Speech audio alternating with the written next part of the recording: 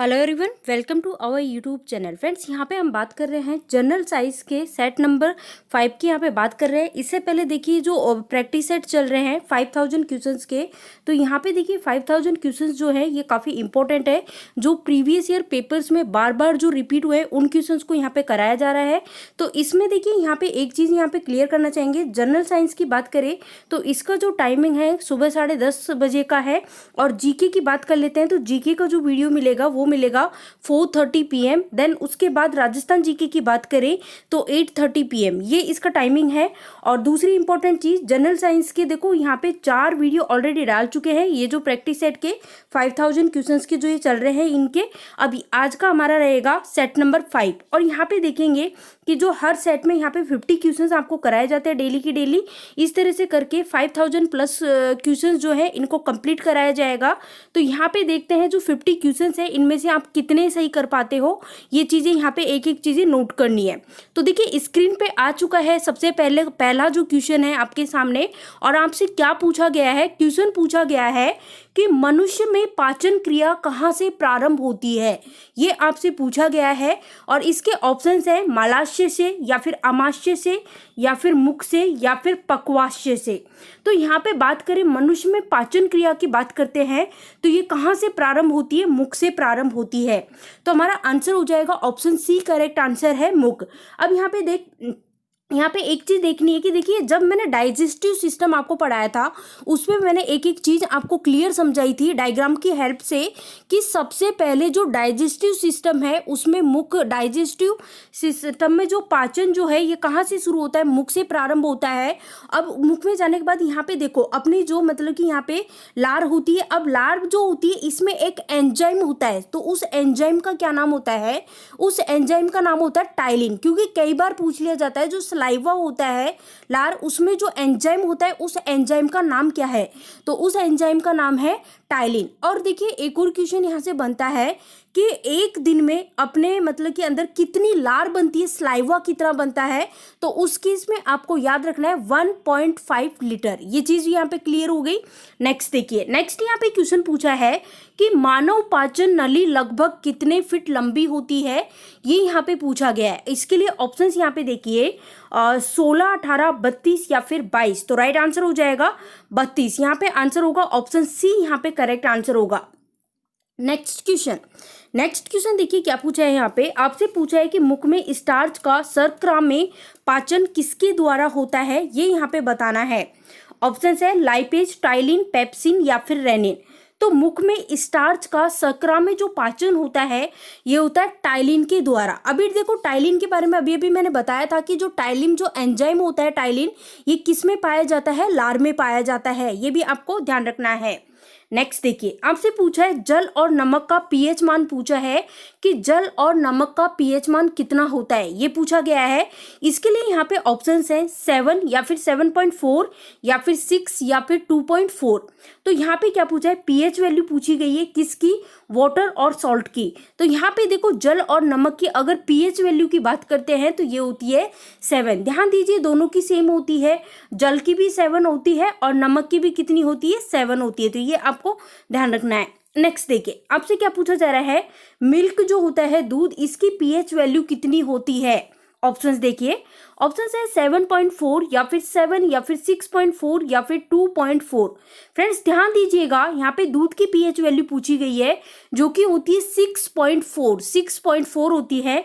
अब यहाँ पे देखो जो पीएच स्केल होता है इसमें कई बार क्वेश्चन पूछा हो जाता है कि जो पीएच स्केल होता है इसमें जो वैल्यूज होती है कहाँ तक होती है? तो पीएच स्केल की बात करें तो 0 से 14 तक की वैल्यूज होती है। अब यहाँ पे देखो 0 से 7 तक की, 0 से 7 यानी कि 7 से कम तक की जो होती हैं वो होती है अम्लीय, है ना। और इसके बाद की होती है बेस, सारी क्षारीय। तो ये भी ध्यान रखना है। नेक्स्ट देखिए क्या पूछा है कि भोजन नली की दीवारों के संकुचन और प्रसरण में कौन सी गति कहा जाता है इनको, ये पूछा गया है। ऑप्शन है क्रमाकुंचन, जहर संबंधी, अनुशीतलन या फिर दौलनी। तो राइट आंसर हो जाएगा ऑप्शन ए, क्या कहा जाता है? क्रमाकुंचन। नेक्स्ट देखिए यहाँ बोला है कि जो ये डिओडोनम है इसके बारे में पूछा है कि किसका पार्ट होता है, ये आपको बताना है। डिओडोनम की बात हो रही है, तो ऑप्शन है छोटी आंत, बड़ी आंत, पित्ताशय या फिर अंडा। तो यहाँ पे क्या पूछा है, डिओडोनम के बारे में पूछा है। डिओडोनम की बात करें तो जो छोटी आंत है इसका भाग होता है ये, तो आंसर हमारा हो जाएगा छोटी आंत। अब यहाँ पे देखो छोटी आंत की बात करें तो छोटी आंत की लंबाई भी आपको पता होनी चाहिए कि जो छोटी आंत है इसकी लंबाई कितनी होती है। तो छोटी आंत की लंबाई होती है 6.25 मीटर, ध्यान रखना है ये आपको। तो ये चीज़ यहाँ पे क्लियर हो चुकी है। अब इस आंत, ये जो आंत है छोटी आंत, इसमें आंतरस यानी कि इंटेस्टाइन जूस जो होता है ये भरा होता है, ये भी इंपॉर्टेंट है। तो ये चीज़ें, और देखो जो भोजन होता है इसका जो पाचन होता है ना वो पूरी तरह से मतलब कि ऑलमोस्ट जो पाचन हो जाता है वो किस में हो जाता है, छोटी आंत में हो जाता है। और छोटी आंत में कई बार क्वेश्चन पूछा जाता है कि भोजन सबसे ज़्यादा समय तक कहाँ पे किस भाग में रहता है। तो ये शरीर का जो छोटी आंत है इस भाग में सबसे अधिक समय तक रहता है, और यहाँ पे पूरी तरह से इसका जो ये भोजन का जो डाइजेशन है ये हो जाता है। नेक्स्ट देखिए, नेक्स्ट यहाँ एंजाइम के बारे में पूछा गया है कि एंजाइम क्या है। ऑप्शन है वसा, आरएनए, प्रोटीन या फिर इनमें से कोई नहीं। फ्रेंड्स यहाँ पे एंजाइम की बात करें तो एंजाइम एक तरह का क्या है, प्रोटीन है। आंसर हो जाएगा प्रोटीन। नेक्स्ट क्वेश्चन, यहाँ पे बोला है कि हाइड्रोलिक एसिड का काम आपको बताना है। क्या होता है हाइड्रोलिक जो एसिड जो है, हाइड्रोलिक एसिड, इसका काम।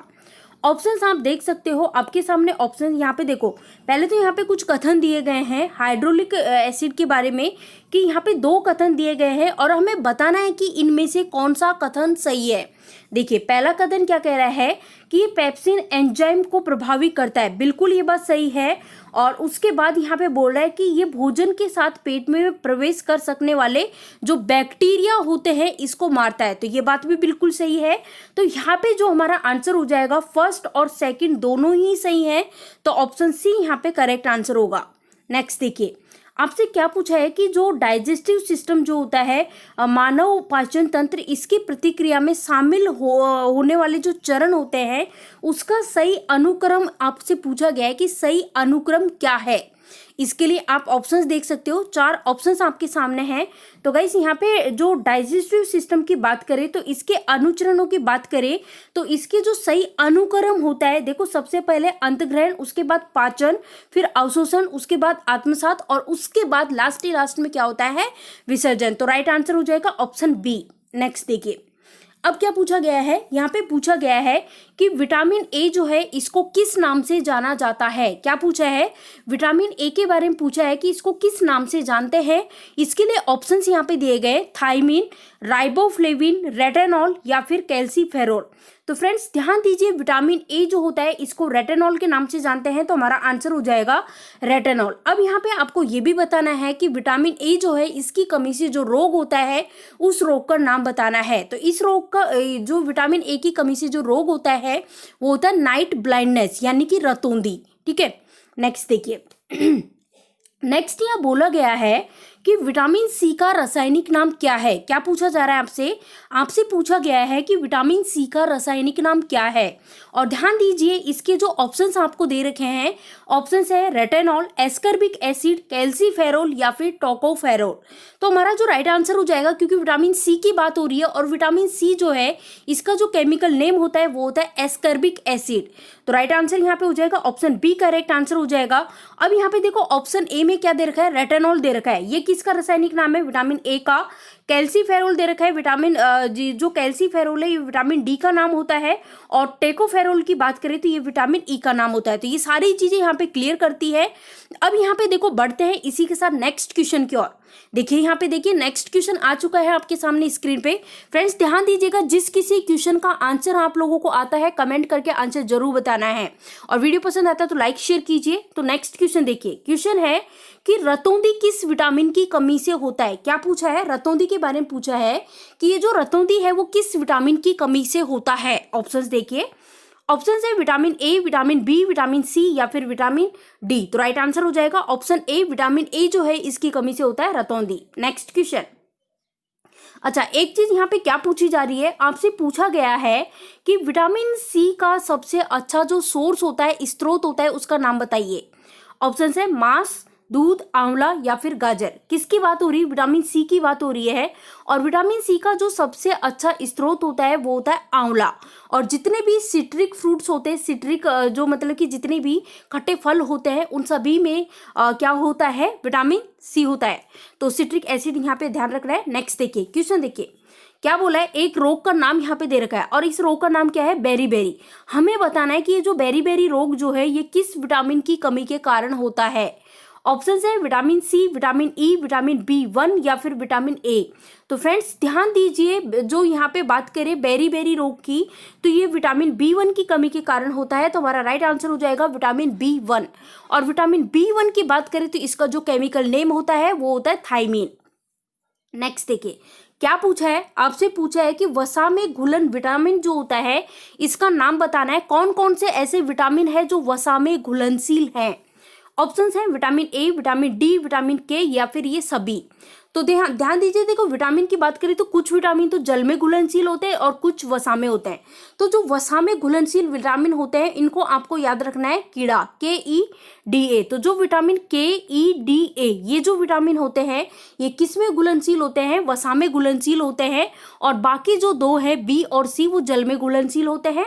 तो हमारा राइट आंसर हो जाएगा ये सभी जो ऑप्शंस में आपको दिए गए हैं, विटामिन ए, डी और के, ये सभी क्या होते हैं? ये सभी वसा में घुलनशील है। नेक्स्ट देखिए आपसे पूछा गया है यहाँ पे कि जल में घुलन विटामिन कौन से। अभी पिछले ही क्वेश्चन में मैंने बताया कि वसा में घुलन विटामिन कौन से होते हैं और उसके अलावा जो दो विटामिन बच गए वो क्या होता है? जल में घुलनशील। और दो विटामिन कौन से हैं? वो B और C। तो आंसर हो जाएगा ऑप्शन A और B दोनों ही सही है। तो ऑप्शन C करेक्ट आंसर हो जाएगा। अब यहाँ पे पूछा जा रहा है, क्या पूछा गया है कि विटामिन बी जो है इसका केमिकल नेम आपसे पूछा गया है। ऑप्शन है रेटेनॉल, थायमीन, एस्कर्बिक एसिड या फिर टेकोफेरोल। तो यहाँ पे जो हमारा राइट आंसर होगा ऑप्शन बी जो है ये करेक्ट आंसर हो जाएगा। विटामिन बी जो है इसका रासायनिक नाम होता है थायमीन और इसकी कमी से रोग होता है बेरी बेरी। नेक्स्ट क्वेश्चन देखो, ये भी मैंने कराई दिया है। विटामिन ए का रासायनिक नाम ऑलरेडी बता चुकी हूँ, रेटेनॉल। नेक्स्ट देखिए नेक्स्ट क्वेश्चन क्या बोला है कि स्कर्वी रोग जो है ये किस विटामिन की कमी के कारण होता है। ऑप्शन है vitamin A, vitamin B, vitamin C या फिर विटामिन डी। फ्रेंड्स ध्यान दीजिए, जो स्कर्वी रोग होता है ये विटामिन सी की कमी के कारण होता है। तो हमारा राइट आंसर हो जाएगा ऑप्शन सी। अब यहाँ पे देखो विटामिन ए की बात करें तो इसकी कमी से होता है रतौंधी। विटामिन B1 की बात करें तो इसकी कमी से होता है बेरी बेरी। और विटामिन डी की बात करें तो इसकी कमी से होता है रिकेटस। नेक्स्ट देखिए विटामिन डी का सर्वोत्तम स्रोत जो होता है वो कौन सा होता है। ऑप्शन है अंडा, दूध, सूर्य का प्रकाश या फिर हरी सब्जियां। तो अब देखो यहाँ पे जो ऑप्शंस दे रखे हैं इन ऑप्शंस की बात करें तो इनमें से हमारा आंसर होगा ऑप्शन सी करेक्ट आंसर होगा।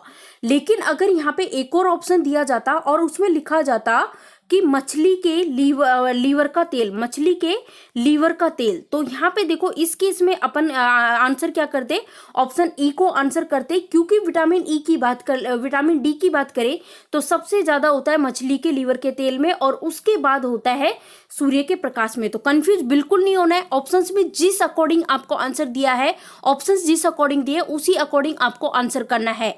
यहाँ पे आप देख सकते हो कहीं पे भी मछली के लीवर का तेल नहीं लिखा हुआ है। इस केस में अपन आंसर करेंगे सूर्य का प्रकाश। नेक्स्ट क्वेश्चन विटामिन B7 का रासायनिक नाम पूछा गया है। किसका पूछा है? B7 का रासायनिक नाम पूछा है और इसके लिए ऑप्शन है पायरोडॉक्सिन, बायोटीन, एस्कर्बिक एसिड या फिर फिलोक्विनोन। तो राइट आंसर यहाँ पे हो जाएगा बायोटीन। बायोटीन यहाँ पे करेक्ट आंसर है।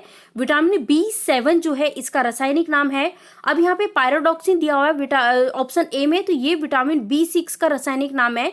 अब यहाँ पे एस्कर्बिक एसिड की बात करें तो जो एस्कर्बिक एसिड है विटामिन सी का रासायनिक नाम है और फिलोक्विनोन की बात करते हैं तो ये विटामिन के का रासायनिक नाम है।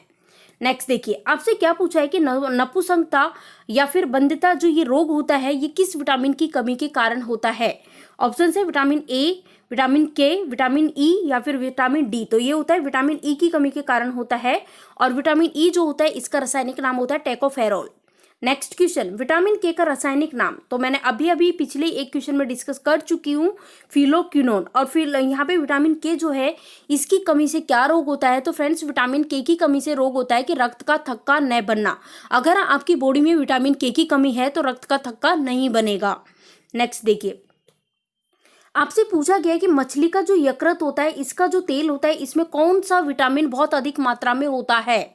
ऑप्शन है vitamin D, vitamin B, vitamin C या फिर विटामिन ए, ई। तो राइट आंसर होगा विटामिन डी। बता चुकी हूँ, विटामिन डी यहाँ पे राइट आंसर है। नेक्स्ट देखिए, कौन सा ऐसा विटामिन है जो गर्म करने पर नष्ट हो जाता है, उस विटामिन का नाम बताना है। ऑप्शन है विटामिन ए, विटामिन B6 या फिर विटामिन सी या फिर विटामिन ई। तो यहाँ पे ऐसा विटामिन जो गर्म करने पे नष्ट हो जाता है, तो ये विटामिन है विटामिन सी। नेक्स्ट देखिए, आपसे पूछा गया है कि विटामिन डी की कमी से जो रोग होता है उसका नाम बताना है।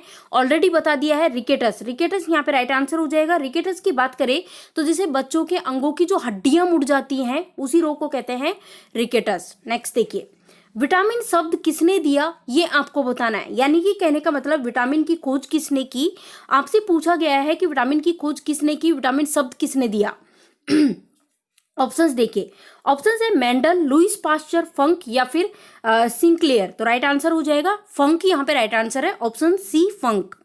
नेक्स्ट क्वेश्चन, रक्त का क्लॉट यानी कि रक्त का थक्का बनाने में कौन सा विटामिन है जो कि मदद करता है। इसके लिए ऑप्शंस देखिए, विटामिन ई, विटामिन के, विटामिन डी या फिर विटामिन सी। तो राइट आंसर हो जाएगा ऑप्शन बी जो है विटामिन के, ये यहाँ पे राइट आंसर है। विटामिन के का जो रासायनिक नाम होता है फिलोक्विनोन, और ये काम क्या करता है, रक्त का थक्का बनाने में मदद करता है। नेक्स्ट देखिए, आपसे पूछा गया है कि विटामिन ए और बी जो है इसके आविष्कारक कौन है, उनका नाम बताइए।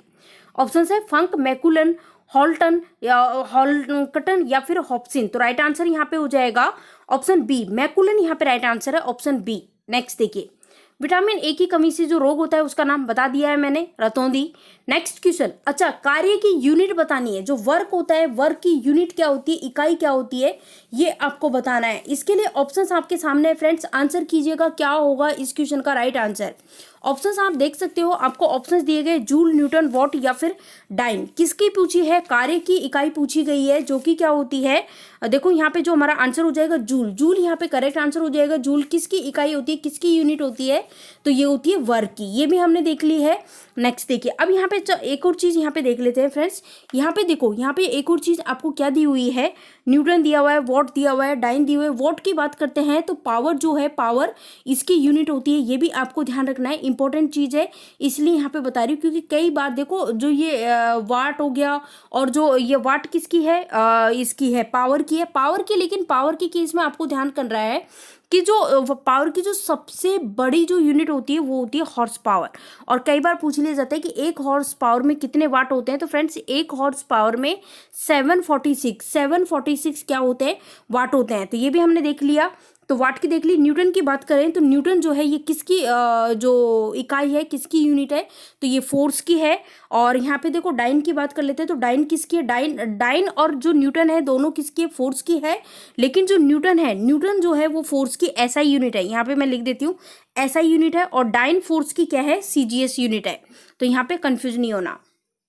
नेक्स्ट, प्रकाश वर्ष किसकी इकाई है, ये बताना है। ऑप्शन है दूरी, समय, प्रकाश की या फिर धारा की। तो प्रकाश वर्ष की बात करें तो ये दूरी की यूनिट है, डिस्टेंस की। तो राइट आंसर हो जाएगा दूरी की। अब यहाँ पे देखो, प्रकाश वर्ष की बात करें तो जो इसमें क्या है, प्रकाश वर्ष में क्या होता है, देखो प्रकाश एक वर्ष, प्रकाश के द्वारा एक वर्ष में चली गई कुल दूरी होती है, उसी को हम क्या कहते हैं, प्रकाश वर्ष कहते हैं। प्रकाश वर्ष ध्यान दीजिए, किसे कहते हैं, प्रकाश द्वारा एक वर्ष में चली गई कुल दूरी जो होती है उसको हम कहते हैं लाइट ईयर।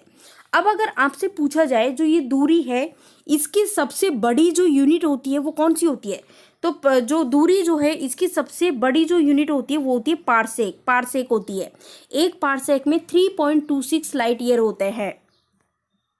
नेक्स्ट, आपसे पूछा गया कि निम्नलिखित में से समय का मात्रक नहीं है, इनमें से कौन सा समय का मात्रक नहीं है, ये आपसे पूछा गया है। ऑप्शन है अधिवर्ष, चंद्रमाह या फिर प्रकाश वर्ष या फिर इनमें से कोई नहीं। तो हमारा राइट आंसर हो जाएगा प्रकाश वर्ष, यहाँ पे राइट आंसर है option C. Next question, Kandla. Kandla के बारे में बात हो रही है कि जो कैंडला है ये किसकी यूनिट है, ये आपको बताना है। ऑप्शंस आपके सामने है फ्रेंड्स, आंसर कीजिए। ज्योति फ्लक्स, ज्योति प्रभाव, ज्योति दाब या फिर ज्योति तीव्रता। तो राइट आंसर हो जाएगा ऑप्शन डी, ज्योति तीव्रता यहाँ पे करेक्ट आंसर है। और ज्योति तीव्रता है, इसको इंग्लिश में हम बोलते हैं ल्यूमिनस इंटेंसिटी। इसकी यूनिट क्या होती है? इसकी यूनिट होती है कैंडला। अब यहाँ पे देखो, जो ल्यूमिनस फ्लक्स जो होता है, ल्यूमिनस फ्लक्स जो होता है, इसकी यूनिट होती है ल्यूमेन, ये भी आपको ध्यान रखना है। और जो मैग्नेटिक फील्ड होता है, इसकी होती है टेस्ला। चलो देख लेते हैं नेक्स्ट क्वेश्चन। पास्कल इकाई है, पास्कल किसकी इकाई है, ये पूछा गया है। ऑप्शन है आर्द्रता की, दाब की, वर्षा की, तापमान की। पास्कल की बात करते हैं तो ये दाब की, जो प्रेशर होता है, दाब होता है, इसकी यूनिट है। तो हमारा आंसर हो जाएगा ऑप्शन बी, करेक्ट आंसर है। नेक्स्ट क्वेश्चन, बल यानी कि जो फोर्स है, इसकी यूनिट बतानी है। ऑप्शंस देखिए, ऑप्शन है केल्विन, न्यूटन, पास्कल या फिर वोल्ट। तो राइट आंसर हो जाएगा न्यूटन, यहाँ पे करेक्ट आंसर हो जाएगा न्यूटन। ये चीज यहाँ पे क्लियर हो चुकी है। बढ़ते हैं इसी के साथ नेक्स्ट क्वेश्चन की ओर। देखिए यहाँ पे आ चुका है आपके सामने नेक्स्ट क्वेश्चन, और आपको आंसर करना है इस क्वेश्चन का। क्या है क्वेश्चन? क्वेश्चन पूछा गया है कि यंग प्रत्यास्थता गुणांक जो है, इसकी एसआई यूनिट बताइए, क्या होती है इसकी एसआई यूनिट। इसके लिए ऑप्शंस यहाँ पे दिए हुए हैं, डाइन, न्यूटन या फिर ये मीटर वर्ग पर सेकंड। तो राइट आंसर यहाँ पे हो जाएगा ऑप्शन सी, न्यूटन पर मीटर वर्ग। यहाँ पे राइट आंसर हो जाएगा ऑप्शन सी जो है, ये आपको ध्यान रखना है। नेक्स्ट क्या बोला है? जो घेंगा नामक रोग होता है, घेंगा नामक रोग, ये किसकी कमी के कारण होता है? तो अब ये घेंगा रोग होता क्या है फ्रेंड्स? घेंगा रोग में क्या होता है कि जो गला होता है, गला फूल जाता है, गले में सूजन आता है, इस तरह का ये रोग होता है। तो किसकी कमी के कारण होता है? ऑप्शन है आयोडीन, जिंक, कैल्शियम या फिर क्लोरीन। तो ये होता है आयोडीन की कमी के कारण। नेक्स्ट देखिए, मीना माता रोग किसके माध्यम से जल के मैलापन से होता है? आपको बोला है कि मीना माता रोग जो है, ये किसके माध्यम से जल के मैलापन से होता है? ऑप्शंस है लेड, टिन, मैथिल आइसोसाइनेट या फिर पारद। तो राइट आंसर हो जाएगा ऑप्शन डी, पारद। नेक्स्ट क्वेश्चन, इनमें से मनुष्य का कौन सा अंग है जिसका संबंध मायोपिया रोग से है? मायोपिया रोग से बताना है कि कौन से अंग का संबंध है। ऑप्शंस देखिए, फेफड़े, मस्तिष्क, कान, आंख। तो यहाँ पे गाइस आंसर पता चल चुका होगा, क्योंकि मायोपिया, हाइपरमेट्रोपिया, इनके बारे में मैंने बहुत बार आपको बताया हुआ है। तो जो मायोपिया होता है, इसका जो संबंध है वो किससे है? आंख से है। तो आंसर हो जाएगा आंख। और हाइपरमेट्रोपिया है, इसका भी संबंध किससे होता है? आंख से होता है। नेक्स्ट क्वेश्चन, परजीवी द्वारा फैलने वाला कालाजार रोग जो होता है, इसका रोगवाहक कौन है, ये आपको बताना है। ऑप्शन है सीसी मक्खी, एनेफ्लीज मच्छर, सिटका या फिर क्यूलेक्स मच्छर। तो राइट आंसर हो जाएगा ऑप्शन सी, करेक्ट आंसर है सिटका मक्खी। कालाजार रोग जो है, इसका रोगवाहक क्या है? सिटका मक्खी, ये ध्यान रखना है। एनेफ्लीज मच्छर की बात करें तो ये किसका रोगवाहक है? मलेरिया का। नेक्स्ट क्वेश्चन, मानव शरीर के अंदर लोह की कमी से उत्पन्न होने वाला जो रोग है, उस रोग का नाम बताइए। ऑप्शन है वन्हादता, रतौंधी, रक्तहीनता या फिर तपेदिक। तो राइट आंसर यहाँ पे हो जाएगा रक्तहीनता। ऑप्शन सी जो है, ये यहाँ पे राइट आंसर है। आयरन की कमी, क्या बोला है? मानव शरीर में जब आयरन की कमी होगी, लोहे की कमी होगी, तो इससे जो रोग होगा वो क्या होगा? रक्तहीनता। नेक्स्ट क्वेश्चन, निम्नांकित विकल्पों में से कौन से रोग का उपचार में डायलिसिस आवश्यकता होती है? हमें उस रोग का नाम बताना है जिसमें डायलिसिस की आवश्यकता पड़ती है। ऑप्शन है कैंसर, गांठिया, गुर्दे की खराबी या फिर दृष्टि वैषम्य। तो राइट आंसर हो जाएगा गुर्दे की खराबी। ऑप्शन सी राइट आंसर है। नेक्स्ट क्वेश्चन, कौन सा मानव रोग कवक के कारण होता है? हमें उस मानव रोग का नाम बताना है जो कवक यानी कि फंगस के कारण होता है। ऑप्शन है पोलियो, त्वचा का प्रदाह, हैजा या फिर इनमें से कोई नहीं।